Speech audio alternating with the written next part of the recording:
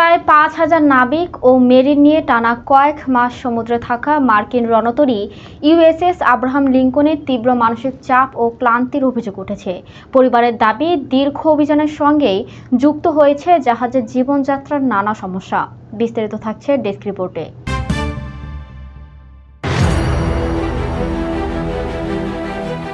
রণতরীটি প্রায় ২৫০ দিন কোনো বন্দরে না থেমে থাকার রেকর্ড করেছে বলে জানা গেছে।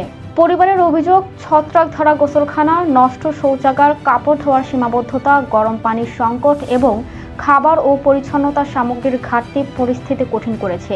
পরিবারের সদস্যদের বরাদে প্রকাশিত খবরে বলা হয়েছে, কয়েকজন নাবিক আত্মহত্যার চেষ্টা বা জাহাজ থেকে ঝাঁপ দেওয়ারও চেষ্টা করেছেন। একটি ঘটনায় এক নাবিকের স্ত্রী জানান, তার স্বামী সমুদ্রে ঝাঁপ দেওয়ার চেষ্টা করেছিলেন। অন্য ঘটনায় সহকর্মী একজন নাবিককে জাহাজের বাইরে যাওয়া থেকে আটকান। ২০১৫ সালের নভেম্বরে প্রশান্ত মহাসাগরে মোতায়েনের জন্য যাত্রা করা রণতরীটি পরে ইরানের সঙ্গে সংঘাতের প্রেক্ষাপটে মধ্যপ্রাচ্যে পাঠানো হয়।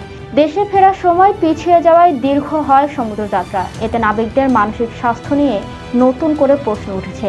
Farhana Mitu, global views, desk report.